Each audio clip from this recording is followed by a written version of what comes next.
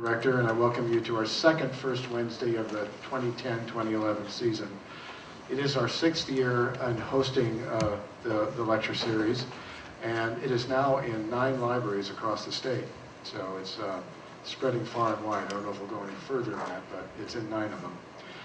I'd like to mention our sponsors, which I'm very grateful to, and they sponsor the lecture,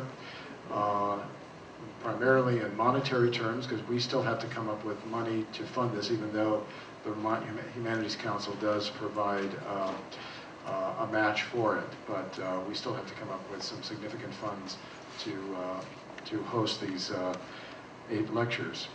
The local sponsors are the Friends of Brooks Memorial Library, Brattleboro Savings and Loan, and the Vermont Department of Libraries is a statewide sponsor. And I'm happy to report that we have received 2 donations since last month to support the series. We thank the corporate donation of Entergy Vermont and the generosity of a library patron donor who felt that the series was a high priority and wanted to contribute. So we always welcome those. And the best way you can do that is by joining the Friends of the Library. There's a yellow membership form over on the small table there. So if you're not a member, this is one of the great benefits of being a member, is that you help support this series. Now I'd like to introduce Richard H. Minear. Dr. Minear is the Professor Emeritus at the University of Massachusetts at Amherst and a past recipient of the university's Distinguished Teaching Award. He holds a PhD in history from Harvard and is the author of several books, including Dr. Seuss Goes to War, the World War II editorial cartoons of Theodosius Geisel. And books will be for sale after his talk. Please welcome Dr. Minear. Thank you, Jerry. It will be slides tonight, and they have captions. I think all the seats up front are taken. Is this open? There's at least one, and maybe one back here if you find you're squinting. I'll read the captions to you. Jerry had some PR, so let me add some PR. I spent the day in Boston, and when I got home, first copy of my latest book was in the mailbox. This is the autobiography of the cartoonist who did Barefoot Gen. He was age 6 in Hiroshima when the bomb fell. Famous worldwide, and this is his prose autobiography. His cartoon autobiography runs 10 volumes. This is the easier. I'm delighted to be here. Welcome. It's nice to have some folks over 30, over 40, over 50, over 60, 70, 80, all right, 90. My mother just passed her 104th birthday. Yeah. How many of you had Dr. Seuss read to you as a kid? How many of you have read Dr. Seuss to children and grandchildren? Yeah. How many of you can complete these sentences? 1 fish, 2 fish. A person's a person, no matter how small. An elephant's loyal, 100%. Is there any other American author that we could do that with? Stephen King.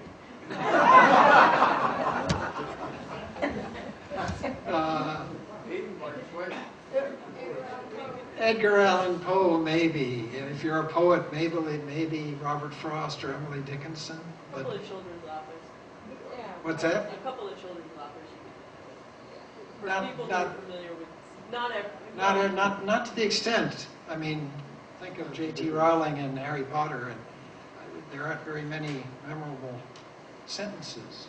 The books are fascinating. But anyway, so if we can have these lights out. Dr. Seuss, born in 1904. Where was he born? Springfield, down the river. Where did he go to college? Dartmouth. Dartmouth, up the river. We think we know him, but do we really? Beginning in 1941, the year before Pearl Harbor, the year that led up to Pearl Harbor, and through 1942, he was an editorial cartoonist for a newspaper in New York, and these cartoons come from that newspaper. This was his first cartoon after Pearl Harbor. He never knew what hit him. There's isolationism. This is a participatory. What don't you see here that you might expect the day after Pearl Harbor? Japanese flag, American flag, Japanese. His first reaction isn't those damn Japs. His first reaction is, we were right and those isolationists were wrong. We who wanted to get involved in the war in Europe. So this is his first after Pearl Harbor. No, let me, I'm still trying to, there we go. These are two from 1941. Here's his Uncle Sam. He has an Uncle Sam bird. He also has an Uncle Sam. My wife is a birder and doesn't appreciate very much the reality of Dr. Seuss's birds, but reality was never a problem for Dr. Seuss. Talk, talk, talk, talk, talk. What's the problem? All talk, no action. Ho hum, when he's finished pecking down this last tree, he'll quite likely be tired. So here's Hitler working away on, here France has already fallen, here's England, Poland, Denmark, Norway, Greece, Yugoslavia, Holland, etc.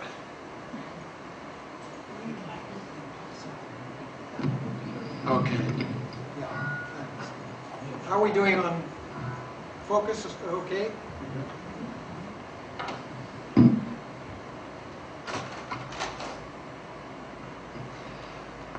Many of his cartoons were morale building, and as I've said already, involvement in the war.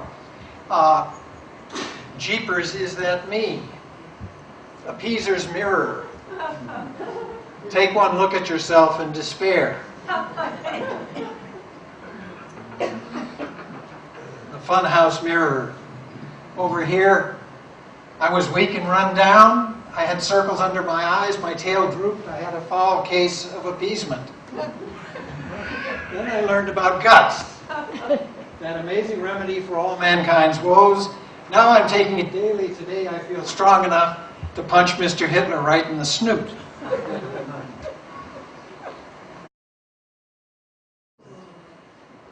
Does this remind anybody of Charles Atlas? Bingo. I was a 98-pound weakling. People kick sand on my face at the beach. Yeah. And in the original out in California that didn't get printed, there's something down at the bottom that was for your name, address, and you send in for as you did for Charles Atlas.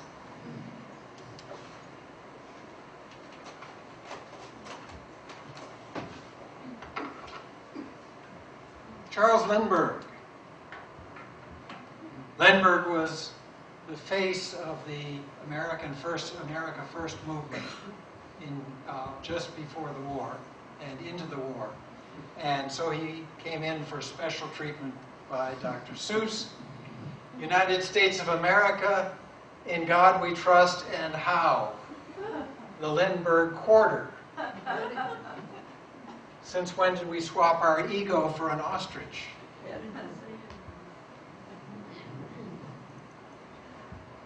Here's Lindbergh giving a lecture. Science marches on. Fellow experimenters, we are gathered here today to make the eagle and the jellyfish.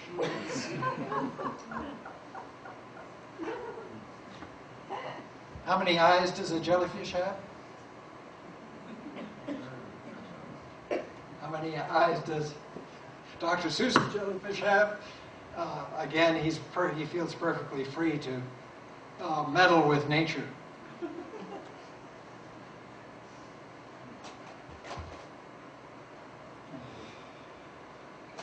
Still not quite used to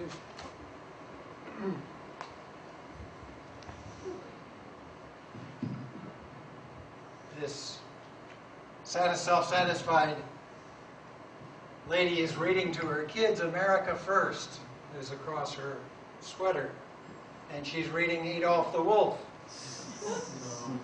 with a swastika on the back, on the spine, and the wolf chewed up the children and spit out their bones, but those were foreign children, and it really didn't matter. There are shades of this that come down to the present day. Think Tea Party, think a recent presidential candidate. Who was it who said he would be an America First kind of president? Pat Buchanan. There are echoes both forward and back. There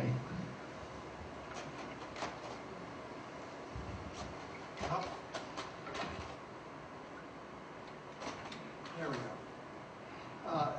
This is the newspaper for which Dr. Seuss was writing editorial cartoons. PM. It was a New York newspaper. It had a very small circulation. It was a noble attempt in American journalism to fund a newspaper without advertising. So down at the bottom, PM sells no advertising, which is great until your fat cat bankroll runs out, and then they wound up selling advertising, and that still didn't keep them from going under.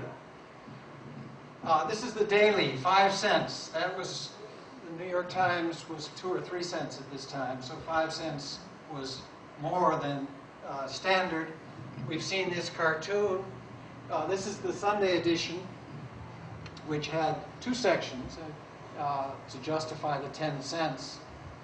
The second section was largely pictures, and it's the only section that survives after several changes. If you buy the Globe, Boston Globe on Sunday, you get Parade with it. Some newspapers you get Parade magazine. That's the distant descendant of the second half of PM. Are these the kind of headlines you'd see in the New York Times or the Boston Globe? Who sells oil to our enemies? Answers. What are we going to do about it?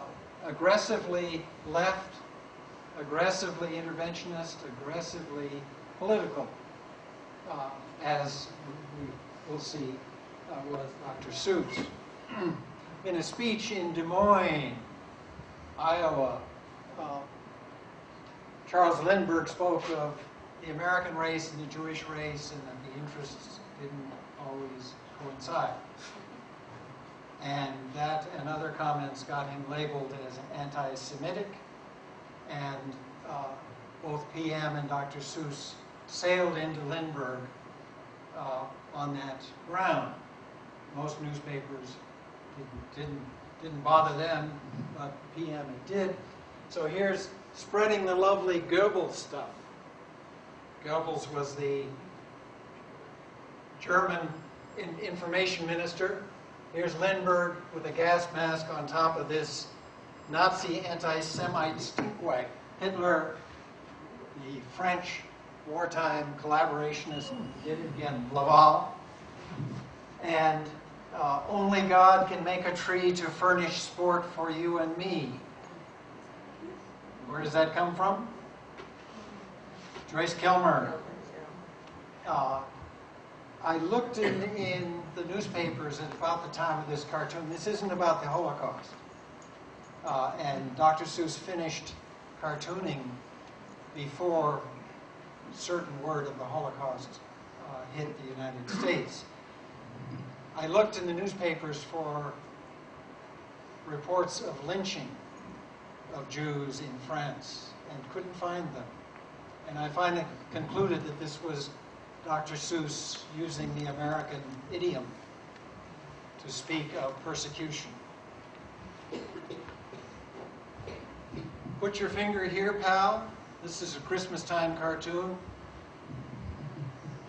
The wreath has swastikas. Race hatred, my annual gift to civilization. Put your finger here, pal. The pal is the U.S. anti-Semite. Very powerful. And again, cartoons on this topic probably would not have run in any major U.S. newspaper. So PM is way ahead of things, as is Dr. Seuss. How old is Dr. Seuss? Born in 1904. So at this point he is late 30s. This is before, he did 4 or 5 not so famous children's books before the war. He made his way through the Depression by, as we'll see, by doing not editorial cartoons, but advertising cartoons. And it's only after the war that the big books come. And I think his wartime cartoons helped him simplify, focus, be as political as he ultimately was. The old runaround. U.S. war industries, Negro job hunters enter here.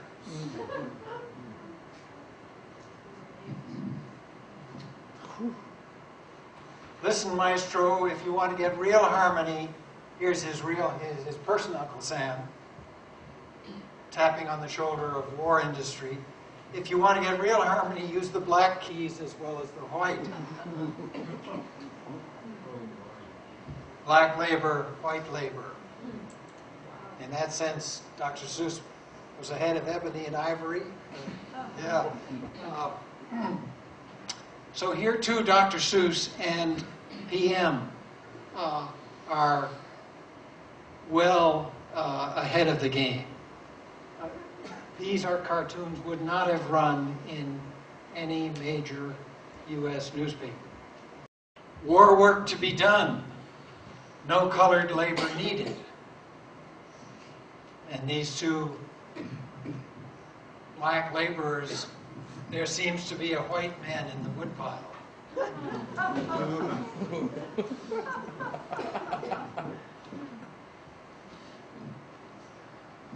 As you're all aware, there's an awful lot of talk about World War II and the Greatest Generation and kind of soppy nostalgia for the 30s and 40s. There's a lot not to be nostalgic about. This cartoon ran in the U.S. paper when the book came out. And I quickly got an email from a colleague of mine on the staff in the administration. Grew up in Pittsburgh, black. I remember my mom speaking to us about how much she wanted to do war work, but got shot down time and again when she tried to help. When did FDR come out? I'm not sure of the year. What year did the U.S. military integrate? No. Truman. Post-war. 48. Post-war. FDR. FDR, fair employment. Apparently it was his intent, and that caused race riots when blacks were allowed to work on white production lines. Apparently it was Roosevelt's intent that the black laborers, males, continue on, and that the women who had joined the war effort, once the war was over, should go back to their knitting. What this country needs is a good mental insecticide. Here's Uncle Sam. What is this thing?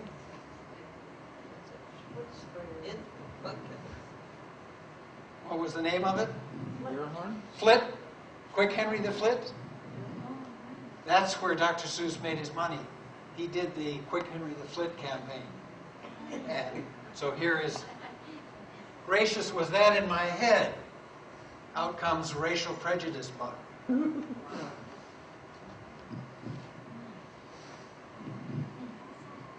So great. Dr. Seuss is doing fine.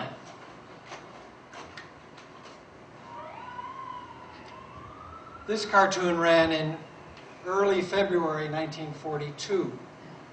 So this is after Pearl Harbor. It's a week before the FDR administration rounded up Japanese Americans, Americans of ethnic Japanese descent on the West Coast, and put them behind barbed wire. Waiting for the signal from home. Washington, Oregon, California, Honorable Fifth Column, term from the Spanish Civil War, behind the lines forces. And this smiling gentleman is handing out blocks of TNT. How do you read this? Anti-Japanese. Is it anti-Japanese or is it tongue-in-cheek? It's absurd. It's clearly sarcastically absurd. It's absurd. So it's sorry. This is Dr. Seuss depicting American racism. I see some shaking heads. I think it's too easy to misinterpret. If it was that, I mean, in a mass media cartoon like that, you can't be that subtle. In a mass media cartoon like that, you can't be that subtle because 9 out of 10 people are not going to be sophisticated. Yeah. Anybody else? Well, the audience It's- he was drawing for wouldn't know. I mean, The audience he was drawing for, PM liberal. yeah, I mean, the people who read that, how many, there was like 100 people who read it, or? More than that, but around 100,000 folks. But so the people might have read through it, might have read it. Any other thoughts? Is this straight or is this sarcastic? Is he? His newspaper was a New York newspaper, His New York newspaper, and those are all West Coast states. right? Where are you going with that? I don't know, but but I would be very offended if I were I would be very offended if I were a a Japanese American.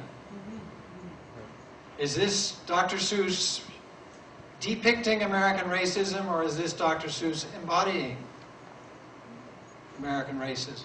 I think he's making a mistake. You think he's making a mistake? How many would say depicting, sarcastic? How many say straight? This is Dr. Seuss racist. This is saying we should be afraid of the Japanese. We should be afraid of the Japanese. And that's why they deserve to be Japanese in Americans. This is before the event. We'll come back to keep this in mind as we, I mean, the point about the audience is great, but let's keep this in mind as we proceed. I want to run through a few European leaders before hitting some of his American stuff. Hitler.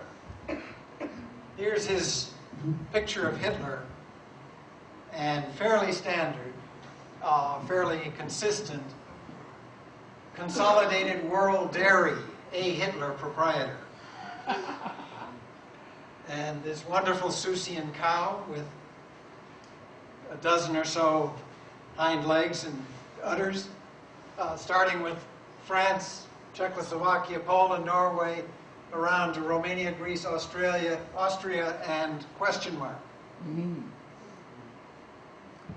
The head eats, the rest gets milk. Gets milked.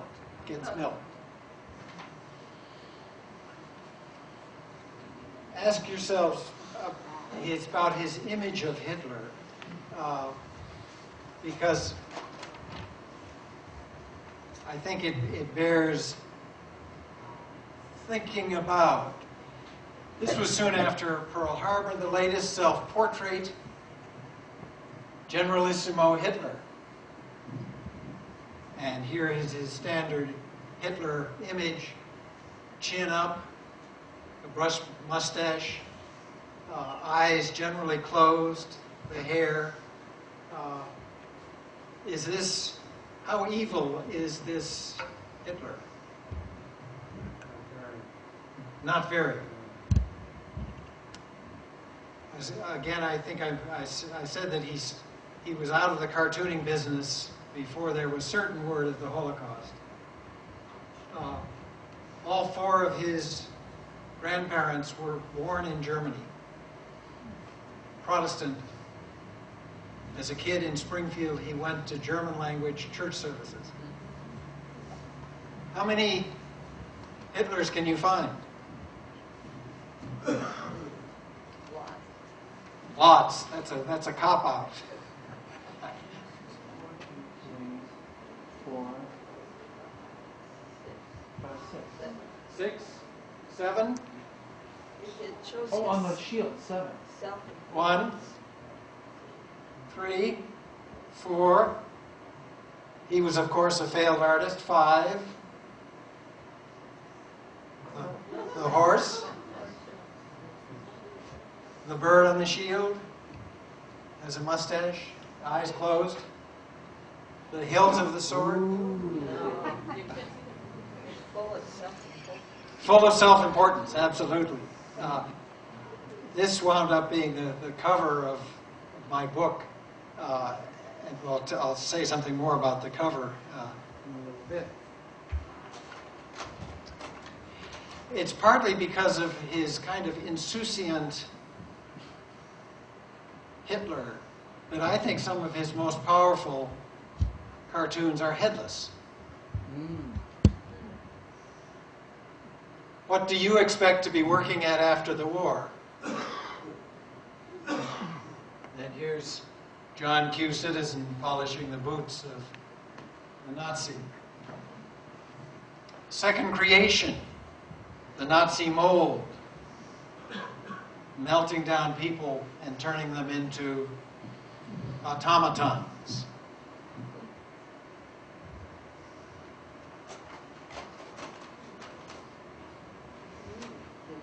He also used dachshunds. Then there was the man who was so low he could walk under a dachshund's belly. This is the French collaborationist Prime Minister Laval. You see the dachshund? Whoop. Got a mustache. Yeah, the dachshund is Hitler.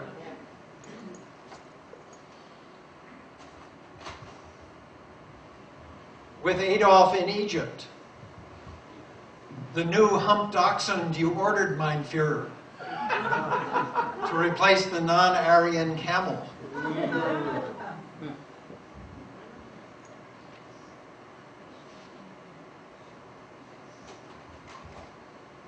me back up. I think I've got one more here. Two things about this. First, here are two different German faces. As well as the dachshund. There's a variety there. There's a difference in treatment that we won't see later. This cartoon inspired a letter to the editor of PM. Let me read you the letter to the editor. Protest from down under.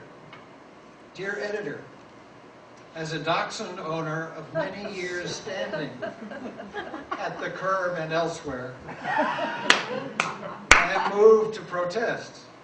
Your cartoonists, and Dr. Seuss in particular, persistently use the gentle dachshund as a symbol of Nazi aggression. If this insidious campaign continues, I'm afraid people will begin to consider it their patriotic duty to kick my little darling around. And he wouldn't understand. He doesn't read the papers. I call this to your attention because I've always regarded PM as a champion of the rights of the underdog. And believe me, than the dachshund, there is no dog more under.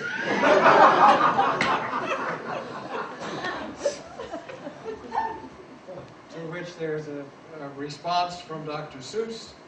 Note to Mr. Holbrook's dachshund, sorry friend, and if anyone kicks you around, sue me. You've got an excellent case. It was only after the book appeared and I thought about it for a while that I began to wonder whether Dr. Seuss hadn't written both the letter, the original letter and the response. Other European leaders.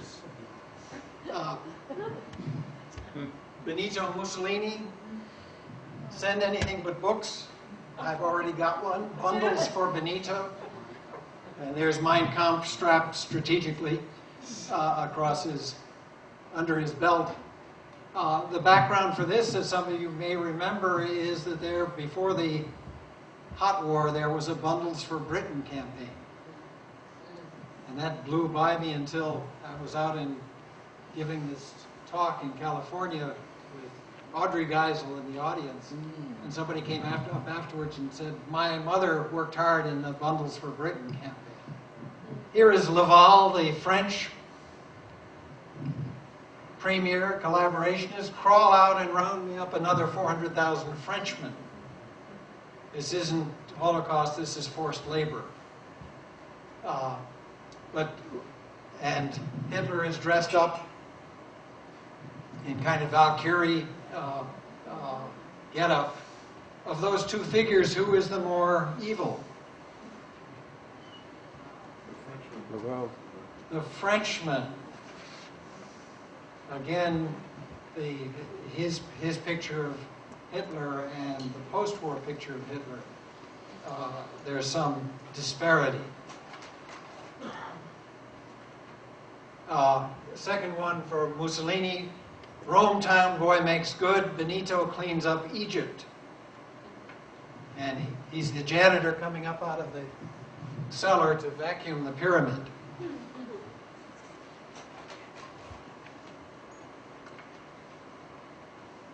Some Japan cartoons. Both of these are shortly before Pearl Harbor. On the left, here is Japan. Give me some kerosene, some Excelsior, and a blowtorch. Mao wants to bake a cake. Excelsior is what? Straw, wood shavings, the packing you used before the little plastic peanuts. Final warning, you give me a brick to bean you with or I'll paste you with a pie. The background to these cartoons is that until July of 1941, the U.S. was, believe it or not, the major oil supplier to Japan.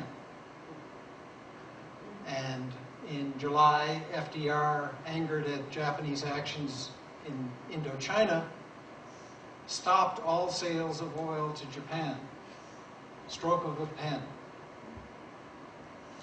Japan was 90% import dependent, and so every day after July that Japan didn't go to war, it became weaker. Part of the Pearl Harbor background that doesn't feature in U.S. textbooks. This is his second cartoon after Pearl Harbor, the end of the nap. And here is his Uncle Sam bird, and surrounded by the stereotyped Japanese.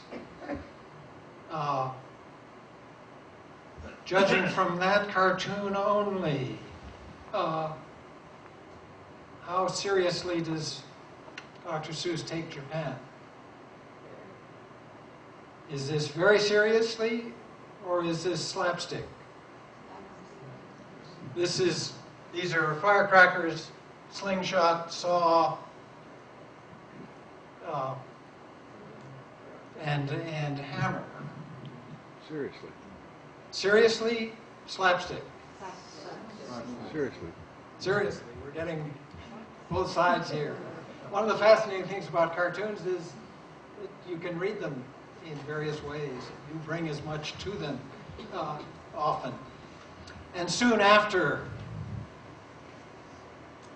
Pearl Harbor, maybe only alley cats, but jeepers a hell of a lot of them. Jap Alley.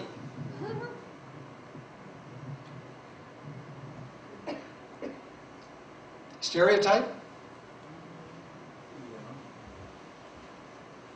Problems, maybe? Took a lot to wake up. Don't let them carve those faces on our mountains. What's that a reference to? When did Mount Rushmore get dedicated? 1941 or 42?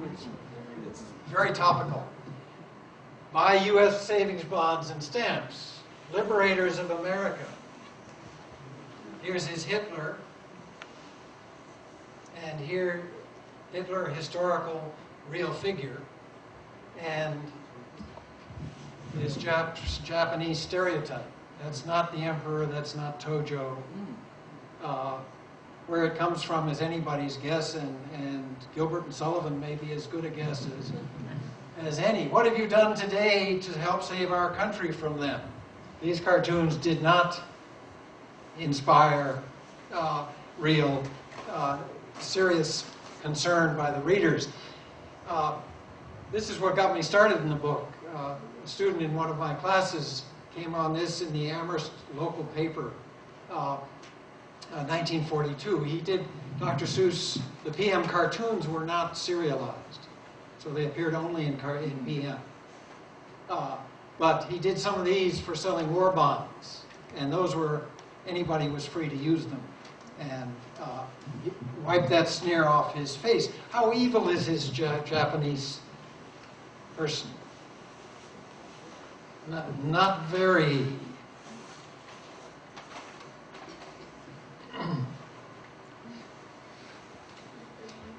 This cartoon appeared after reports that the Japanese would put some of Doolittle's raiders on trial.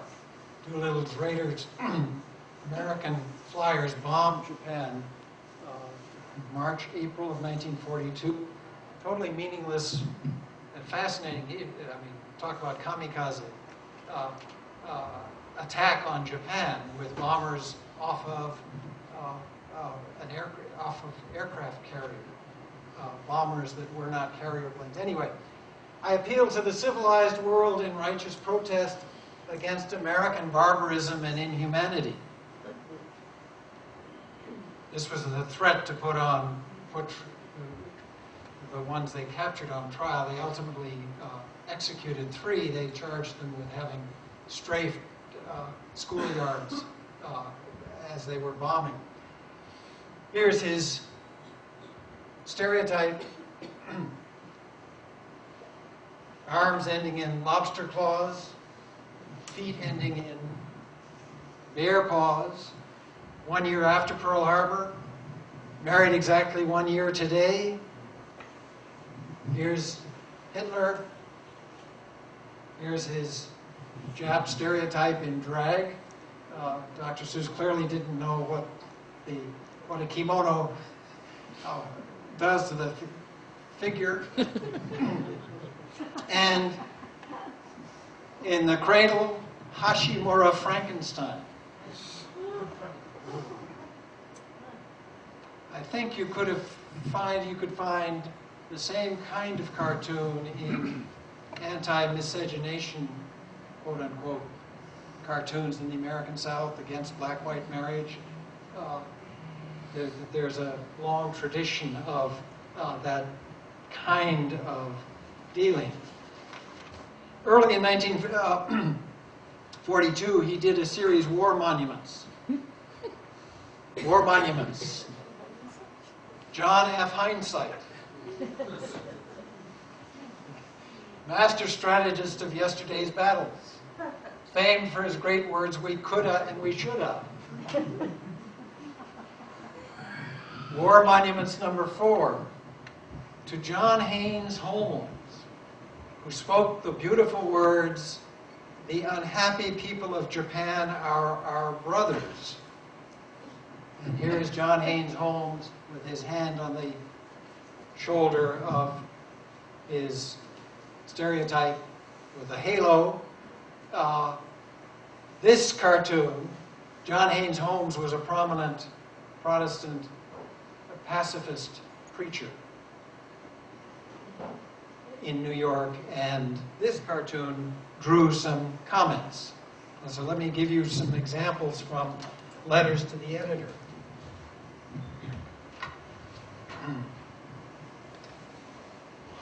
I protest the Dr. Seuss cartoon on John Haynes Holmes. Beyond the sheer bad taste is something even deeper. That is the implied rejection of the basic Christian principle of the universal brotherhood of man. Another wrote, "I'm not a pacifist, but I do not need to be one to find myself in complete sympathy with Dr. Holmes's belief in the essential brotherhood of man. For what else are you fighting, PM?" A third spoke of PM's, quote, "grotesque incitement to hatred. It's okay to remember Pearl Harbor, why not remember our war aims too?" So this cartoon, virtually alone among all Dr. Seuss's cartoons, drew hostile criticism from a number of readers. This drew a response from Dr. Seuss, and I'll read the entire response. In response to the letters defending John Haynes Holmes, "Sure, I believe in love and brotherhood and a cooing white pigeon on every man's roof. I even think it's nice to have pacifists and strawberry festivals in between wars." That's the first paragraph. Second paragraph. "But right now, when the Japs are planting their hatchets in our skulls, it seems like a hell of a time for us to smile and warble brothers. It's a rather flabby battle cry." Third paragraph. "If we want to win, we've got to kill Japs, whether it depresses John Haynes Holmes or not. We can get palsy-walsy afterward with those that are left." Signed, Dr. Seuss.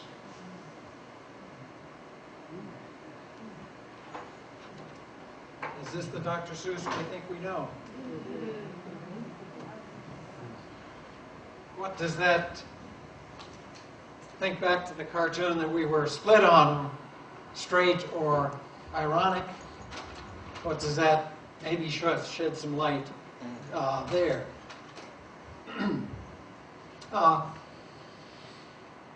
Some of the domestic cartoons. You can't build a substantial V out of turtles, dawdling producers.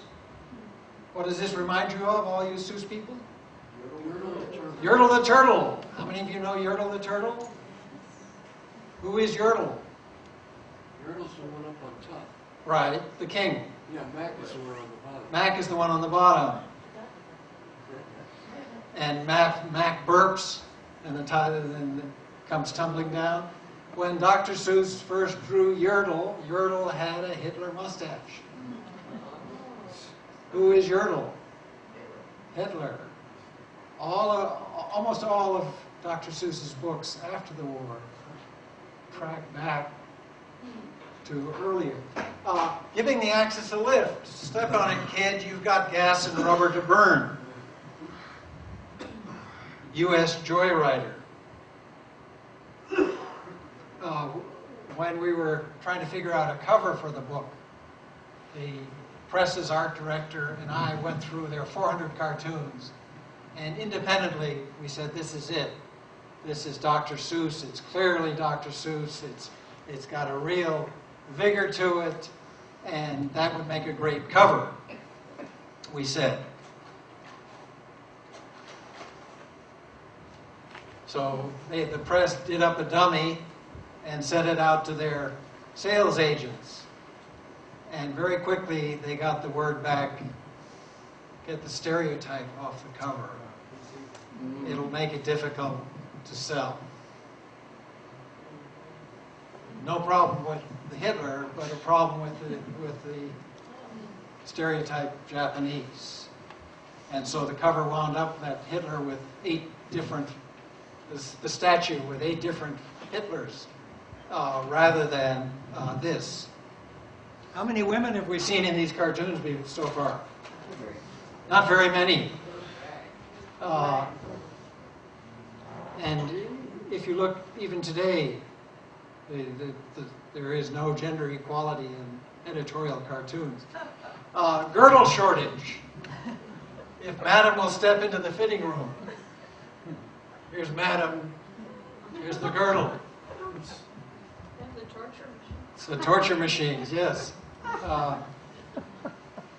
Believe it or not, when I was showing these to college-age kids a couple of years ago, I had to explain what a girdle was. She says the government can have her zipper if the government can get it unjammed. Strapped for victory. You see, it's like this. Congress simply abolishes the ceiling, and from now on we say it's a floor. In the original, out in California, there's a panel up here that says, "This is the top, do not reverse." And down here, this is the bottom.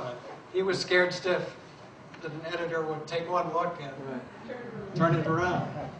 Maybe it's none of our business, but how much are you giving this Christmas in U.S. war bonds and stamps?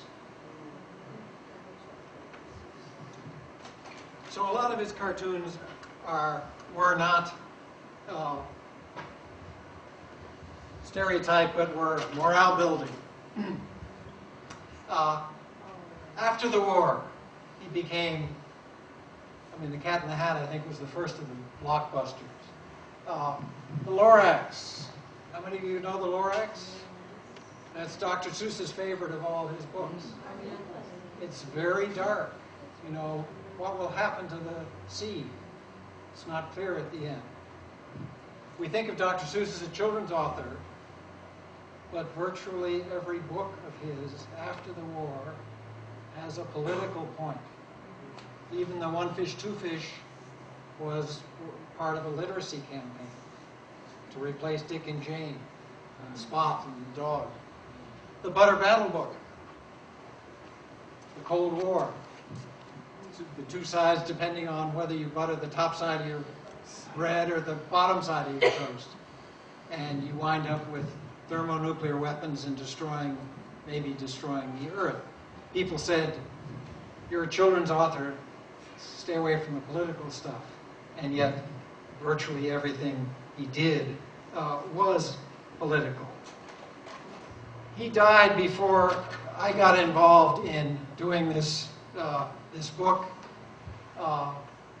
and nobody really asked him the questions they should have about his cartooning of Japanese Americans and Japanese. The nearest it came to was an interview with the Dartmouth Alumni Magazine, and this was a follow-up answer he sent in to the interviewer. So this is Dr. Seuss's handwriting and spelling. PM political cartoons. When I look at them now, they're hurriedly and embarrassingly badly drawn. And they're full of many snap judgments that every political cartoonist has to make between the time he hears the news at 9 a.m. and sends his drawing to press at 5 p.m. The one thing I do like about them, however, is their honesty and their frantic fervor.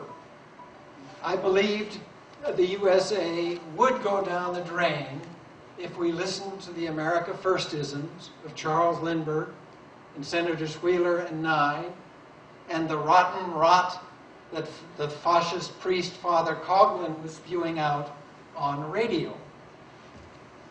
I probably was intemperate in my attacks on them. But they almost disarmed this country at the time it was obviously about to be destroyed. And I think I helped a little bit, not much but some, in stating the fact that we were in a war and we damn well better ought to do something about it. And then this wonderful Dr. Seussian note well, in parentheses, note well. To the younger generation, I'm not talking about Korea, Vietnam, Cambodia. I'm talking about a war that had to be fought. What does that tell you about Dr. Seuss and Vietnam and Korea? And I'm talking about a war that had to be fought. If my philosophy irritates yours, please write me, care of Justin Hopefleet, the boy who stuck his finger in the hole in the dike, Fodersfleet, Holland, 09037.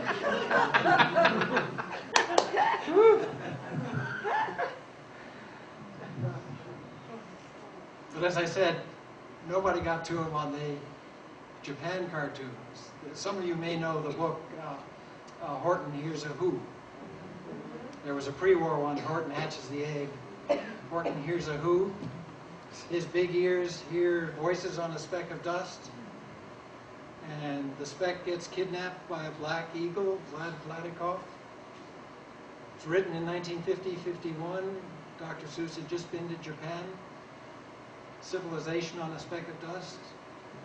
Tiny, a person to person, no matter how small. That's Japan, the American occupation. In the background there. You can read it and have a wonderful time with the book without that. But maybe that's a slight atonement for some of the cartoons. That's the end of the talk.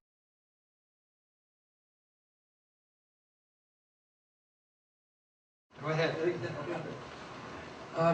I heard that a person's a person, no matter how small, is supposed to be anti-abortion. Now, you can see how that could be interpreted. Absolutely. I mean, Dr. Seuss. Is there any other evidence of his position about abortion? So I mean, that would either corroborate that, or or disconfirm it. His politics after the war were quite left. Lorax is an environmental threat. The Butter Battle Book is anti. But nothing specifically. Nothing specifically, I think. But Dr. Seuss. I mean, if you Google Dr. Seuss, you'll find him used. People rewrite Dr. Seuss for every cause, every possible cause, and that itself is kind of tribute to the impact he's had on our minds.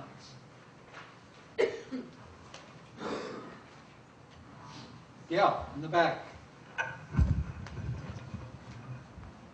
So what eventually happened to PM, and why did Dr. Seuss decide to leave mid-war? Did he find that he wasn't being effective, or No, he enlisted, and he worked with Frank Capra. So he went from these cartoons to the major political propaganda effort of the American government, the Why We Fight series, and did that right through the war. And after the war, he won 2 Oscars for quote-unquote documentaries. One says Hitler, the title is Hitler Lives, ? And the other one is Design for Death, which is about Japanese culture. That he did before he did Horton Hears a Who. So no, he went from frying pan into the fire, from small impact PM to huge impact Frank Capra. Some of you may know the Why We Fight series. It'd be fascinating if we could pull out which of those, the images or the frames are Dr. Seuss's book, but we can't. Somebody in the back? Yep. Did he use the nom de plume, Dr. Seuss, for everything he wrote and drew? The nom de plume, it's his middle name, and it's Theodore Seuss Geisel. And he got started that way because he got outlawed at Dartmouth. He got banned from publishing at Dartmouth by the dean, who got angry at him. And so he started doing things under Seuss. I'm not sure what point the doctor got added. But no, I think his mother's maiden name. He did Geisel backwards. He also did a couple books, Theo Lassie, turning Geisel around. Fascinating person, and a million different undertakings. I mentioned talking about this in La Jolla, and his widow, Audrey Geisel, was in the audience. And I was a little worried, and basically I laid it out. I didn't pull my punches there, and talked about Dr. Seuss's racism. I'd heard she was reasonably okay with it, and she came up afterwards. She said, "Oh, it was fascinating. I never knew any of that." And she was his second wife, and they got married after the war. The doctor was strictly assumed, right? He didn't have a doctorate, did he? Any type? No, he didn't. In fact, when he was at Dartmouth, he mentioned to his father that he was applying for a post-grad scholarship, and his father mentioned it to a friend who was an editor of a Springfield paper, and got published in the paper that he was going to get this. He never got it, but his father funded him for a year in Europe. Did he ever get flack for using the term doctor without? No, and ultimately I think he had 3 or 4 honorary doctorates. Somebody... Did we ever come to a conclusion about the 5th column cartoon? Did we ever come to a... Let's see. The 5th column cartoon... I know the answer in the back of the book. No fair. That's if you believe authors. Forget about that. You remember the cartoon? Waiting for the signal from home? TNT, blocks of TNT. Is that straight, or is he depicting American racism, or is he embodying it? Embodying. Depicting hands? We've got some hardcore holdouts here. Embodying it? Both. Ooh. What's that? Both. Both. Don't think you can have your cake and eat it too. Yeah. Oh. So here again, just because some smart-ass PhD says that this is the way to interpret it, don't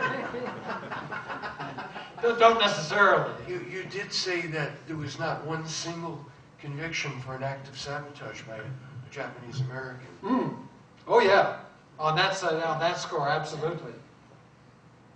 And yes, I tend to think of that as embodying American racism. Dr. Seuss grew up in Springfield. There weren't a whole lot of Asian Americans in Springfield in the 10s and 20s. Went to Dartmouth, went from Dartmouth to Europe, spent another 10 years in New York City. It's only after the war that he moves out to California.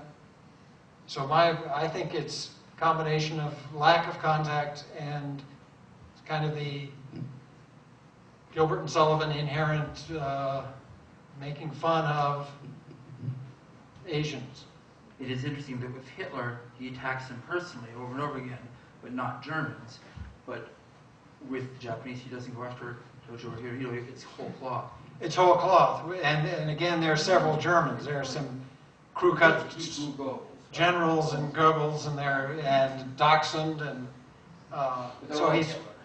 But Pretty much. But Hitler is specific, Right. and the Japanese is general. I can keep going, but let's call it, the formal part of it closed. You've been a very good audience. Thank you.